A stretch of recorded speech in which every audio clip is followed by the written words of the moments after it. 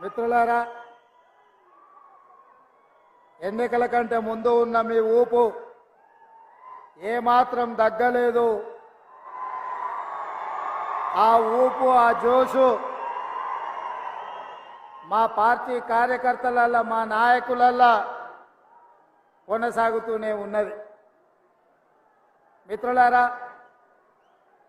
ఈరోజు చేవెళ్లలో జరుగుతున్న జనజాతర కార్యక్రమానికి ఉప ముఖ్యమంత్రి వర్యులు బట్టి విక్రమార్క గారు, రంగారెడ్డి జిల్లా ఇన్ఛార్జ్ మంత్రివర్యులు శ్రీధర్ బాబు గారు,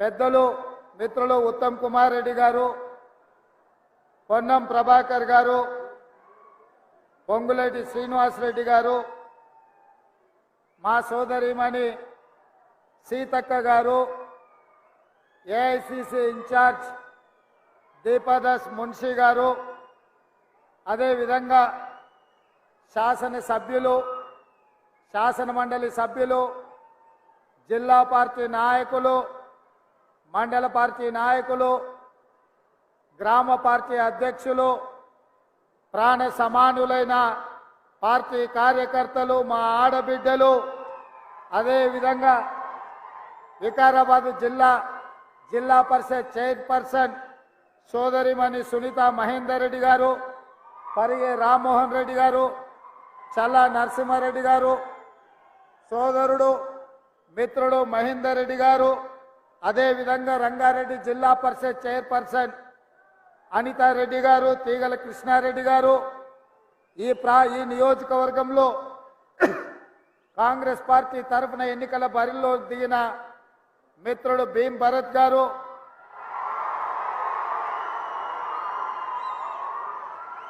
వేదిక మీద ఉన్న నాయకులు, కొన్ని గంటల నుంచి ఎదురు చూస్తున్న పార్టీ కార్యకర్తలందరికీ కూడా హృదయపూర్వకంగా నమస్కారాలు, అభినందనలు. మిత్రులారా, ఇక్కడ ఉన్న వాళ్ళు ఎవరు గత 10 సంవత్సరాల నుంచి కేసులు ఎదుర్కొన్న వాళ్ళు, గత ప్రభుత్వంలో అనిశ్చితవేతకు లోను కాని వాళ్ళు, గత ప్రభుత్వంలో ఇబ్బందులకు గురి కాని వాళ్ళు ఎవరు కూడా ఇక్కడ లేరు అంటే అది పెద్ద అతిశయోక్తి కాదు. అయినా 10 సంవత్సరాలు ఆనాటి చంద్రశేఖరరావు ప్రభుత్వంలో ఎన్ని కేసులు పెట్టినా, ఎన్ని కష్టాలు పెట్టినా, ఎంతమంది ఆస్తులు ధ్వంసం చేసినా, ఎంతో మంది ఆస్తులు ఆక్రమించుకున్నా, ఓపికతో సహనంతో ఆ ప్రభుత్వానికి వ్యతిరేకంగా నిలబడి, నిటారుగా నిలబడి కొట్లాడి ఇవాళ కాంగ్రెస్ పార్టీ అధికారంలోకి వచ్చిందంటే ఈ అధికారంలో మీ కష్టం ఉంది, మీ శ్రమ ఉంది, మీ రక్తం ఉంది. మీ రక్తాన్ని చెమటగా మార్చి ఈరోజు ఈ తెలంగాణ రాష్ట్రంలో మీరు ఇందిరమ్మ రాజ్యం తెచ్చిండ్రు. మీరు కష్టపడ్డారు కాబట్టే, మీరు గుండెల్లో పెట్టి చూసుకొని భుజాల మీద మోసిండ్రు కాబట్టి ఇవాళ మీ అన్నగా, మీ సోదరుడిగా ఇవాళ ముఖ్యమంత్రిగా ఇక్కడ నిలబడి మాట్లాడుతున్నా అని చెప్పి మా మిత్రులకు నేను తెలియజెప్పదలుచుకున్నా.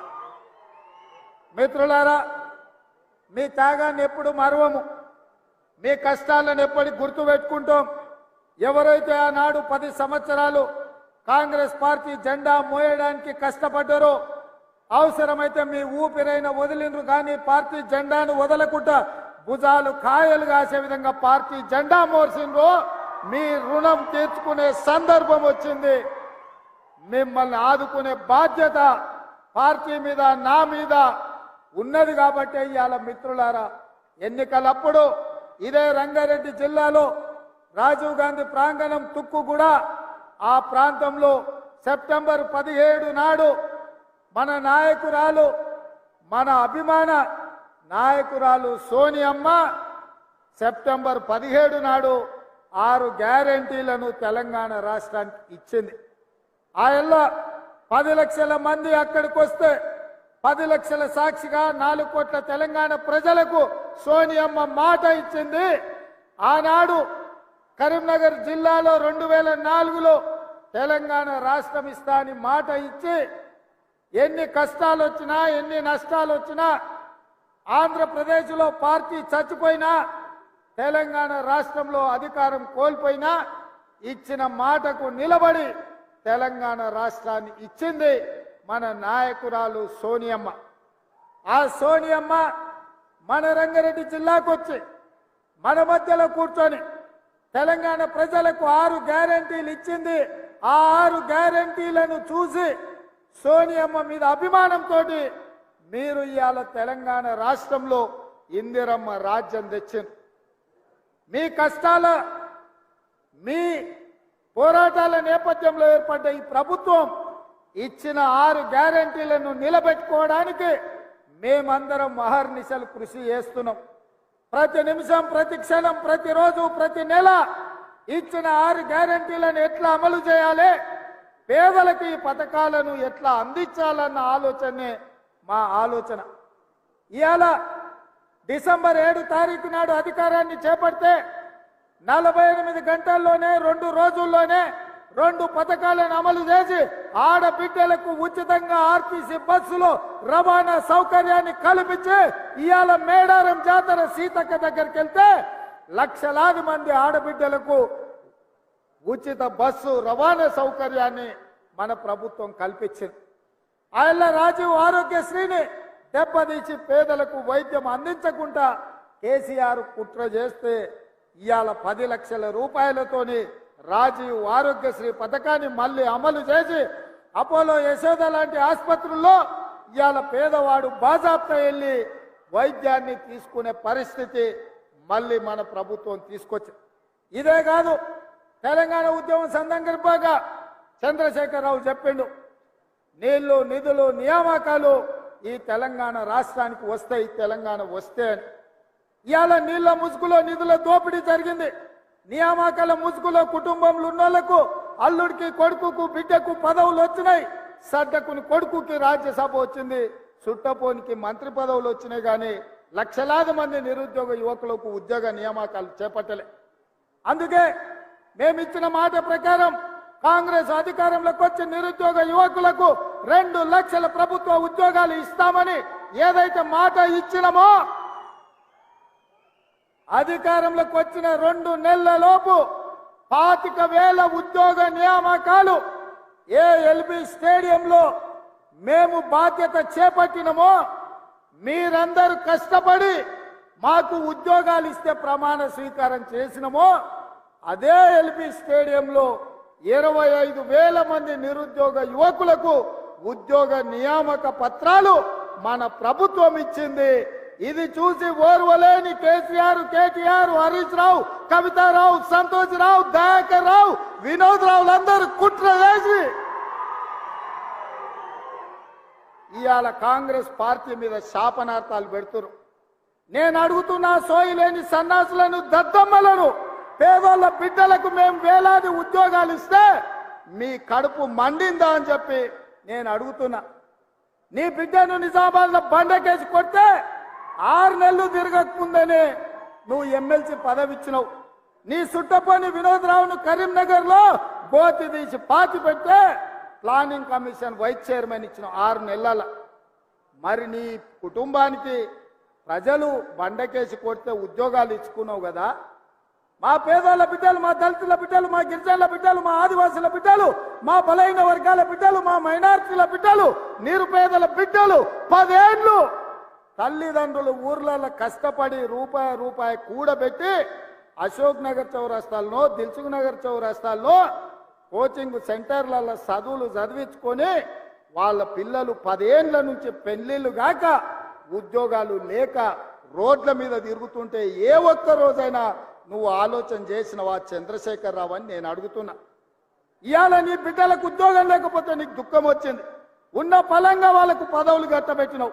మరి 10 ఏళ్ళు పెళ్లిళ్ళు కాకుండా ఉద్యోగాలు లేకుండా పేదోళ్ళ బిడ్డలు రోడ్ల మీద వీధులు వెంబడి నిరుద్యోగులుగా తిరుగుతూ చెట్లకు ఉరేసుకొని చచ్చిపోతుంటే నువ్వు మనిషివా, మానవ రూపంలో ఉన్న మృగానివా కేసీఆర్? నువ్వు ఏ ఒక్క రోజైనా ఆ పేదోళ్ళ బిడ్డల గురించి ఆలోచన చేసినవా? కానీ మేము మా ఇందిరమ్మ రాజ్యంలో అధికారంలోకి వచ్చిన వెంటనే నిరుద్యోగ యువకులకు కావాల్సిన 25,000 ఉద్యోగాలు ఇవాళ మేము నియామక పత్రాలు అందించినాం. మార్చి 2 నాడు మళ్ళొక 6-7 వేల ఉద్యోగాలు ఇవ్వబోతున్నాం. గ్రూప్ 1 పరీక్షల్ని నోటిఫికేషన్ ఇచ్చినాం. తొందరలోనే మెగా డిఎస్సి నోటిఫికేషన్లు ఇచ్చి గ్రామాలలో, తండాలలో, గూడాలలో పేదోళ్ళ పిల్లలకు చదువులు చెప్పించడానికి పంతుల్లో నియామకం చేపట్టే బాధ్యత మా ప్రభుత్వం తీసుకుంటుందని ఈ చేవెళ్ళ గడ్డ మీద నుంచి నేను చెప్తున్నా. ఇవాళ నువ్వు ఉన్నప్పుడు పరీక్షా పత్రాలు జిరాక్స్ సెంటర్లలో పల్లి బఠానీల్లాక అరాజు పెట్టి అమ్ముతుంటే సిగ్గులేనోడా, ఏ ఒక్క రోజైనా దద్దమ్మల్లో ఆ దొంగల్ని అరెస్టు చేసినవా? మేము వచ్చినాక బొక్కలేసినాం ఎవడైనా అట్లా చేస్తా అంటే. అందుకే ఈరోజు పేదోళ్ళ పిల్లలకు ఉద్యోగాలు ఇవ్వడానికి, పారదర్శకమైన నియామకాలు చేపట్టడానికి పబ్లిక్ సర్వీస్ కమిషన్ని ప్రక్షాళన చేసినాం. కోర్టులలో ఉన్న కేసులను పరిష్కరించి ఇవాళ వేలాది ఉద్యోగాలు ఇచ్చే బాధ్యత తీసుకున్నాం. ఒక్క రోజైనా తండ్రి నోటైనా, కొడుకు నోటైనా, అల్లు నోటైనా, బిడ్డ నోటైనా, వాని సుట్టపని నోటైనా ఈ ప్రభుత్వం మంచి పని చేసింది, ఈ పని మంచి చేసినందుకు మేము అభినందిస్తున్నామని ఒక్క రోజైనా మాట్లాడినరా? పొద్దున్న లేస్తే గవే చెత్త మాటలు, సొల్లు వాగుడు. ఎప్పుడు ఇది పోతుందా, ఎప్పుడు మేము కూర్చుంటామని. ఒక ఆయన అంటాడు ఇది 3 నెలలు కూడా ఉండదని, ఇంకొక ఆయన అంటాడు 6 నెలలు కూడా ఉండదని. నేను చెప్పదలుచుకున్న సన్నాసులను, ఎవడైనా 3 నెలలో 6 నెలలో ఈ ప్రభుత్వం ఉండదు అని గ్రామాలకు వచ్చే మా కార్యకర్తలు వాళ్ళని పట్టుకొని యాప చెట్టు కట్టేసి లాగుల తొండలిడ్చి కొడతారని చెప్పి నేను ఈ సందర్భంగా చెప్పదలుచుకున్నా. ఆ సన్నాసుడు అంటుండు ఎన్నికల కంటే ముందు రేవంత్ రెడ్డి పేరు చెప్తే 3 సీట్లు రాకపోతుండే అని. నేను ఇవాళ ఈ వేదిక మీద నుంచి ఆ సొల్లు వాగుడు వాగే కేటీఆర్ నేను సవాలు విసురుతున్నా. బిడ్డ, ఇవాళ నేనే ముఖ్యమంత్రి, నేనే పిసిసి ప్రెసిడెంట్ను. రేపు రాబోయే పార్లమెంట్ ఎన్నికల్లో నేను సవాలు విసురుతున్నా. నీ చేతనైతే దమ్ముంటే, నువ్వు మొగోడు అయితే ఈ తెలంగాణ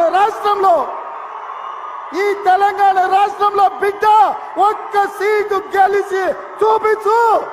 నీ అయ్యా నువ్వు వస్తావో, నీ అయ్య వస్తాడో మా కార్యకర్తలు చూసుకుంటారు. బిడ్డ, నువ్వు అనుకుంటున్నావా అల్లా టప్పగాడని? అల్లా టప్పగాలం కాదు, అవులగాళ్ళలాక అయ్య పేరు చెప్పుకొని కుర్చీలో కూర్చోలేదు సన్నాసోడా. కింది నుంచి కార్యకర్తగా కష్టపడి జెండాలు మోసి లాఠీ దెబ్బలు విని నీ అక్రమ కేసులు ఎదుర్కొని చెర్లపల్లి చెంచల్గూడ జైల్లో మగ్గినా భయపడకుండా, లొంగిపోకుండా నిటారుగా నిలబడి నిన్ను, నీ అయ్యను, నీ బావను బొందబెట్టి ఇవాళ కుర్చీలో కూర్చున్నాం.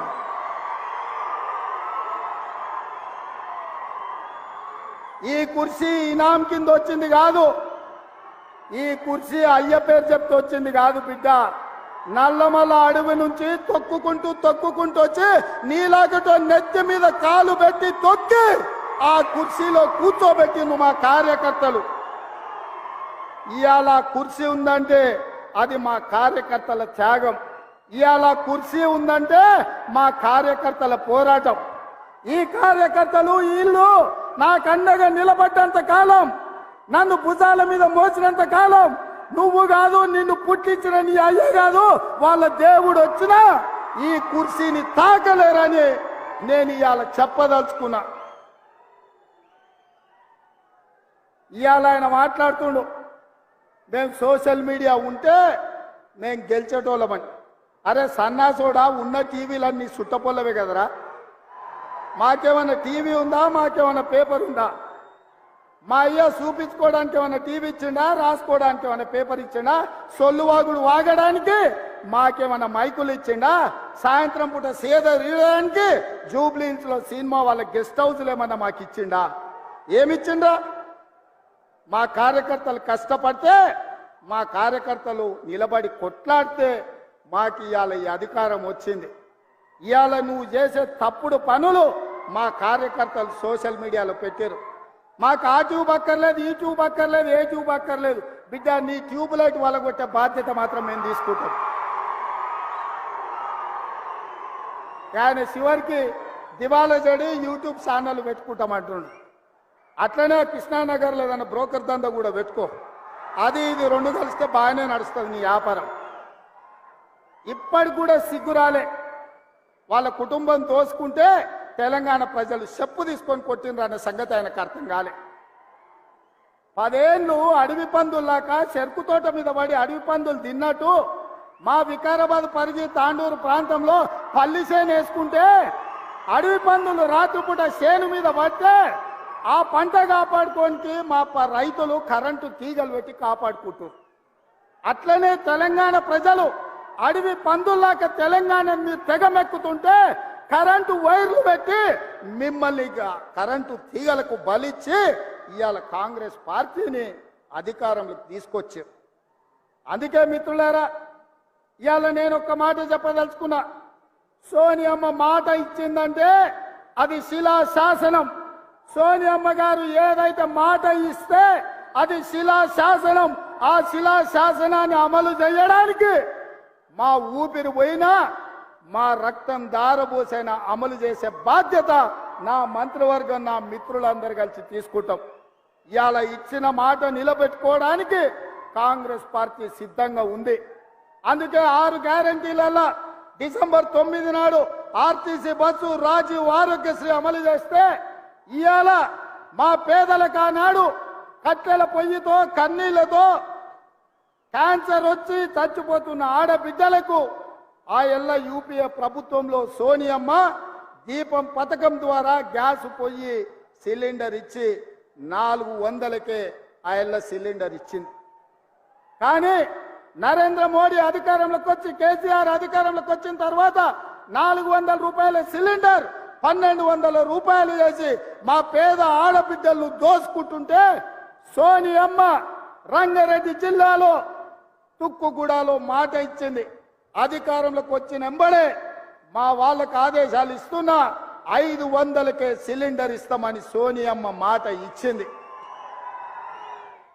ఆ అమ్మ సోనియమ్మ ఇచ్చిన మాటను దృష్టిలో పెట్టుకొని ఇవాళ చేవెళ్లలో ఈ గొప్ప పథకాన్ని ఆమె బిడ్డ మన నాయకురాలు ప్రియాంక గాంధీ గారి చేత ప్రారంభించాలని ఈ ఏర్పాట్లు అన్నీ చేసుకున్నాం. మిమ్మల్ని అందరినీ ఆహ్వానించినాం.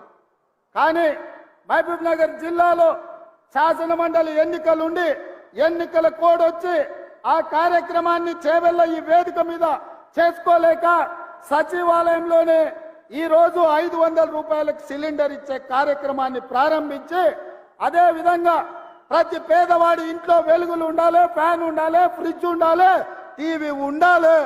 ఆ టీవీలకు ఉచితంగా కరెంటు రావాలి అని ప్రతి పేదవాడికి 200 యూనిట్లు తెలంగాణ రాష్ట్రంలో ఉన్న ప్రతి కుటుంబానికి ఉచిత కరెంటు ఇవ్వాలి అని ఇయాలనే ప్రారంభించినాం. ఇయాల మిత్రులారా, వివిధ నియోజకవర్గాల నుంచి మా ఆడబిడ్డలు వచ్చిండ్రు. ఇక్కడ ప్రభుత్వం ఏం చెప్పుద్దో మా అన్న రేవంత్ అన్న ఏం చెప్పదలుచుకున్నాడో ఇని గ్రామాలకు వెళ్ళి ఇంటింటికి పోయి ప్రతి ఆడబిడ్డకు చెప్పాలని వివిధ ప్రాంతాల నుంచి మా ఆడబిడ్డలు, మా చెల్లెళ్ళు, మా అక్కలు వచ్చారు.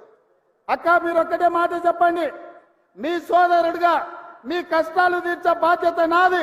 మా లక్ష్మి గ్రూపులను బలోపేతం చేసి మీరు లక్షాధికారులు కాదు, మిమ్మల్ని కోటీశ్వరులను చేసే బాధ్యత ఇందిరమ్మ రాజ్యం తీసుకుంటుంది.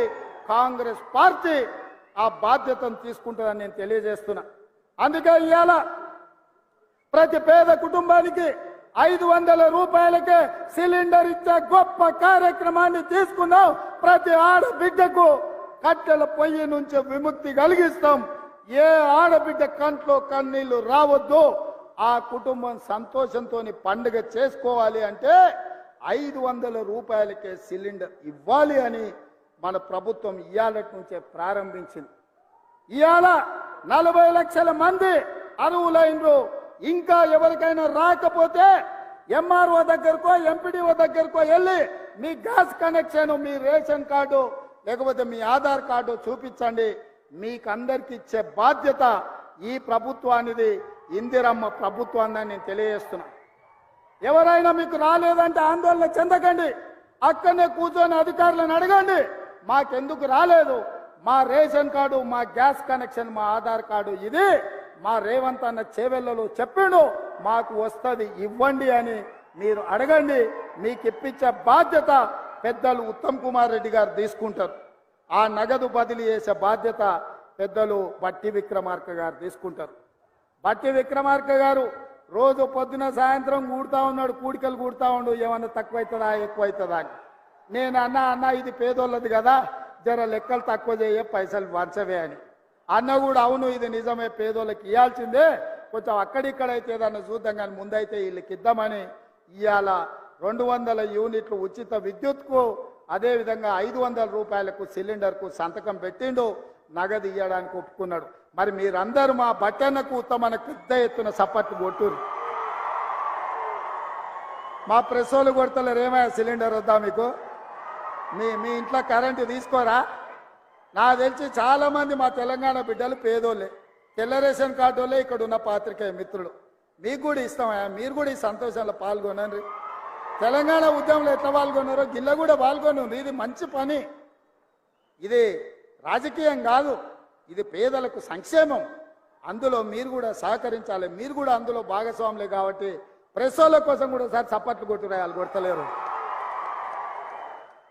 అదేవిధంగా మిత్రులారా, ఇక మీరు అనుకుంటుండొచ్చు మా కార్యకర్తలు గా పక్క నుండి గాడ కూడా వచ్చేటప్పుడు ఇద్దరు అడిగారు, సార్ మరి నువ్వు ముఖ్యమంత్రి అయితే మరి మా సంగతి ఏందని. నేను ఒక మాట చెప్పదలుచుకున్నా, మీ కష్టంతో మీ శ్రమతో మేము ఇక్కడికి వచ్చినాం. ఈ వేదిక మీద ఉన్న ఎవ్వరం మేము సొంతంగా నాయకులం అయినోళ్ళు కాదు, మీరు కష్టం చేస్తేనే మేము అయినోళ్ళం. మరి మన కండ్ల ముందల ఇప్పుడే పార్లమెంట్ ఎలక్షన్ ఉంది.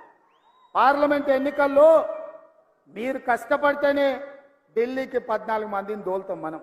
ఇవాళ ఇప్పుడే పేడముద్దు బోడిలింగానికి సవాల్ ఇస్తుంది, ఒక్క సీట్ కూడా నీకు రాని అని. మరి ఇది నా ఒక్కంతో అవుతుందా? మీ అందరు సహకరిస్తేనే కదా, మీరందరు తోడుంటేనే కదా. మరి మీరందరు కష్టపడితే, మీరందరూ తోడుంటే, రేపటి ఎన్నికల్లో మీరు కట్టెపట్టుకొని తిరిగితే 14 ఎంపీలను గెలిపించే బాధ్యత సోనియమ్మకు మేము మాటిస్తాం. మనమందరం కష్టపడదాం, కానీ అంతటితో మన బాధ్యత తీరలే. వాస్తవంగా నా బాధ్యత ఎంపీలను గెలిపించడంతో తీరలే, మా మంత్రుల బాధ్యత ఎంపీ ఎన్నికలతో తీరలే. అసలైన బాధ్యత క్రమశిక్షణ కలిగిన కార్యకర్తలను సర్పంచులుగా, ఎంపీటీసీలుగా, జడ్పీటీసీలుగా, జిల్లా పరిషత్ చైర్మన్లుగా, మండల పరిషత్ అధ్యక్షులుగా మిమ్మల్ని గెలిపించినప్పుడు వార్డు మెంబర్లుగా ప్రతి హోదాలో కార్యకర్తలను గెలిపించినప్పుడే నిజమైన కాంగ్రెస్ పార్టీ నాయకులం అనిపించుకుంటాం. రాబోయే ఎన్నికల్లో మీకోసం, మిమ్మల్ని గెలిపించడం కోసం ఈ ప్రభుత్వం, మా నాయకత్వం పనిచేస్తుందని చెప్పి నేను ప్రతి కార్యకర్తకు నేను మాట ఇయ్యదలుచుకున్నా. ఎవరైతే కష్టపడ్డారో, ఎవరైతే నష్టపోయినరో, ఎవరైతే పార్టీ జెండాను మోసిండ్రో ఆ కార్యకర్తల్ని వాళ్ళ అర్హతను, వాళ్ళ అవకాశాన్ని బట్టి వార్డు మెంబర్లుగా, సర్పంచులుగా, ఎంపీటీసీలుగా, ఎంపీపీలుగా, జిల్లా పరిషత్ చైర్మన్లుగా గెలిపించే బాధ్యత నాది, మా అందరిది అని చెప్పి నేను ఈ సందర్భంగా చెప్పదలుచుకున్న మిత్రులారా. అదేవిధంగా రామోనాన్ని అందిస్తున్నాడు పక్క నుంచి. అన్నా ఇప్పుడు పథకాలల్లో మనం గ్రామాలలో ఇందిరమ్మ కమిటీలు వేయాలి, ఎందుకంటే కష్టపడ్డోళ్ళ చేతులు ఉంటే ఊర్లో ఎవరికేమి ఇవ్వాలనో తెలుస్తుందని. ఆల్రెడీ పాత 10 ఉమ్మడి జిల్లాలకు 10 మంది ఇన్ఛార్జ్ మంత్రులను వేసిన. మీ నియోజకవర్గాల నుంచి ప్రతి గ్రామం నుండి 5 మందిని సభ్యులను వివిధ సామాజిక వర్గాల నుంచి మీరు మీ ఎమ్మెల్యే ద్వారా సంతకం పెట్టి ఇన్ఛార్జ్ మంత్రికి ఇవ్వండి. ఇందిరమ్మ కమిటీలను వేసి ఇండ్లైనా, పెన్షన్ అయినా, సిలిండర్ అయినా, ఏ పథకమైనా మీ ద్వారా పేదలకు చేర్పించే బాధ్యత మన ప్రభుత్వం తీసుకుంటుంది అని చెప్పి నేను ఈ సందర్భంగా తెలియజేస్తున్నా. మిత్రులారా, చాలా మంది అధికారం వచ్చిన తర్వాత కార్యకర్తల్ని మర్చిపోతారని ఉంది, కానీ నేను కార్యకర్తలకు నాయకుని, నేను మీలో ఒక్కడిని. మీ గురించి ఆలోచన చేస్తా. ఏ కార్యకర్తలైతే ఈ పార్టీని అధికారంలోకి తెచ్చిండ్రో ఆ కార్యకర్తలను గెలిపించే వరకు మీకు అండగా నిలబడతా, మీకు తోడుగా ఉంటా, మీకోసం పనిచేస్తా, మిమ్మల్ని కలుస్తా. మీరు చూసిన 75 రోజుల్లో ఏ ఒక్క రోజు, ఏ ఒక్క గంట సెలవు తీసుకోలే. రోజుకు 18 గంటలు పని చేస్తూనే ఉన్నాం. ఎవరు వచ్చినా కలుస్తూనే ఉన్నా. అట్లని అందరినీ కలిసినా నేను అనలేను. వేలాది మంది అభిమానంతో ఏం పని లేకపోయినా అన్నను ఒకసారి కలిసిపోదామని వస్తారు. కొన్నిసార్లు అధికారులు ఎట్లుంటారు, ప్రారంభోత్సవాలు నేను అడుగు సార్ అంటారు. కొన్నిసార్లు సచివాలయంలో తలుపులు పెట్టి సార్ లోపల సమీక్షలు ఉండి అంటారు. చిన్న చిన్న ఇబ్బందులు ఉంటాయి. ఏది ఉన్నా అంతిమంగా కార్యకర్తలు ఏం కోరుకుంటుండ్రో కార్యకర్తల కోసం పనిచేయడమే నా బాధ్యత నాయకుడిగా. అందుకే మిత్రులారా, మళ్ళీ జిల్లాలు నియోజకవర్గాలు తిరగడానికి నేను వస్తా, మీ మధ్యలో ఉంటా, మీతో కూర్చుంటా, మీతో మాట్లాడతా.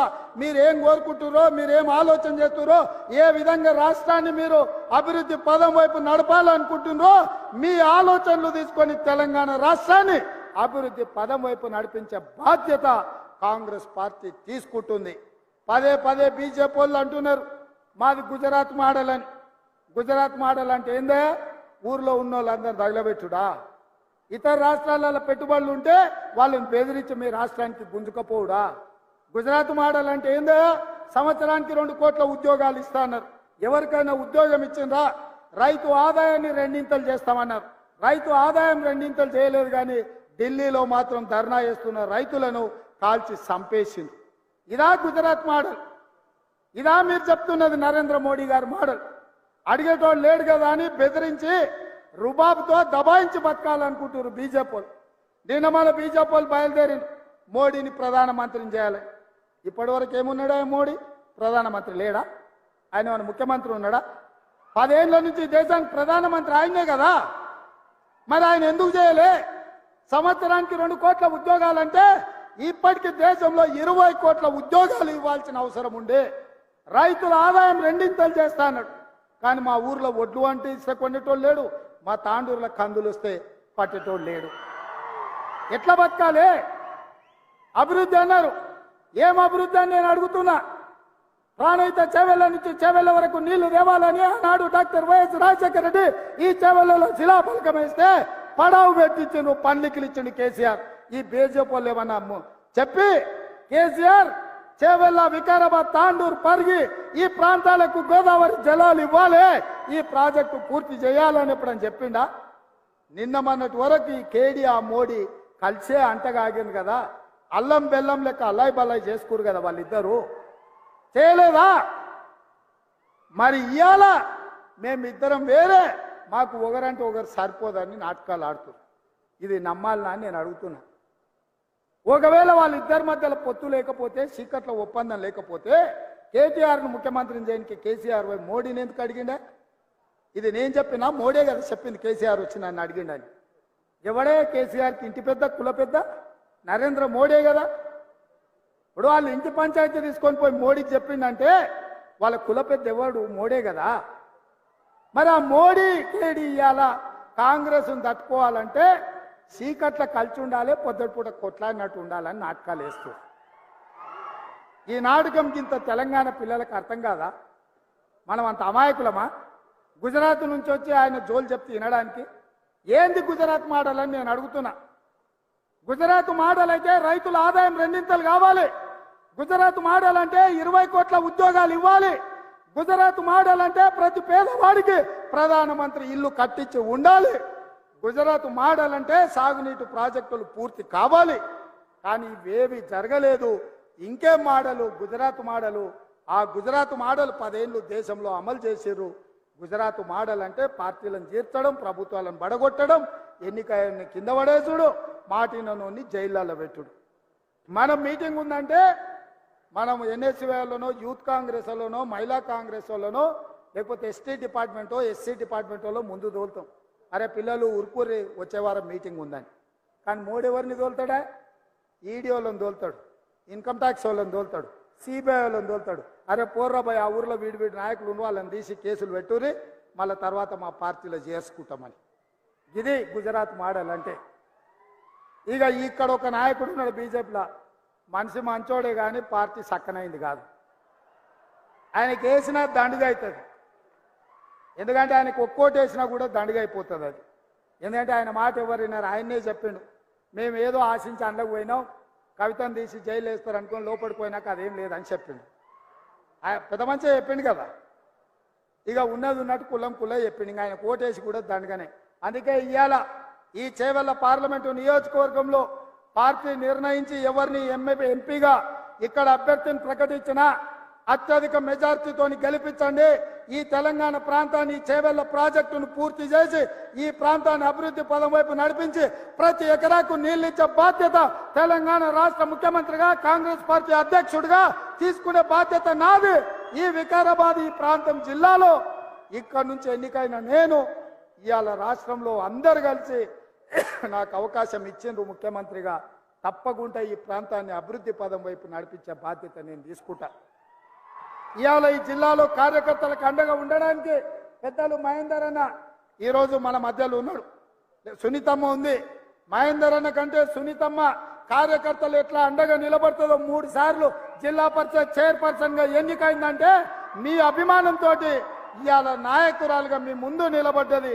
భవిష్యత్తులో రామ్మోహన్ రెడ్డితో పాటు అదేవిధంగా పార్టీలో ప్రసాద్ గారితో పాటు మనోహర్ రెడ్డితో పాటు మీకు మహేందర్ రెడ్డి గారు సునీతమ్మ కూడా మీకు అండగా ఉంటారు. మాది బాధ్యత మిమ్మల్ని కాపాడుకునేది. రాబోయే స్థానిక సంస్థల ఎన్నికల్లో మిమ్మల్ని గెలిపించే కానీ ఈ పార్టీ అప్పటికి గెలిచినట్టుగా భావించదు. మీరు గెలిచినప్పుడే నిజమైన గెలుపు. అందుకే గ్రామాలల్లో కార్యకర్తలు ఎవరు కూడా ధైర్యం కోల్పోవద్దు. ప్రతి ఇంటికి వెళ్ళండి, ప్రతి తలుపు తట్టండి, ప్రతి గుండెకు చేరండి. మన అభయహస్తం 6 గ్యారెంటీలను వివరించండి. ఎవరికి రాకున్నా అడిగి వాళ్ళ పేర్లు రాసుకొని వచ్చి వాళ్ళకి ఆ పథకాలు ఇప్పించండి. సిలిండర్ అయినా, ఉచిత కరెంట్ అయినా, ఆరోగ్యశ్రీ పథకమైన, ఆర్టీసీ బస్సు అయినా ఇంటింటికి పోండి, వాళ్ళని అడగండి. రానోళ్ళు ఉంటే రాసుకొని రాండి, వాళ్ళకి ఇప్పించండి. వాళ్ళే మనల్ని కష్టపడి గెలిపిస్తారని చెప్పి మీకు అందరికీ తెలియజేస్తున్నా. ఈ కార్యక్రమాలు చేపట్టడానికి, ఈ అభివృద్ధి పథకాలను ఇంటింటికి తీసుకెళ్లడానికి మీరంతా సిద్ధమేనా అని నేను అడుగుతున్నా మిత్రులు.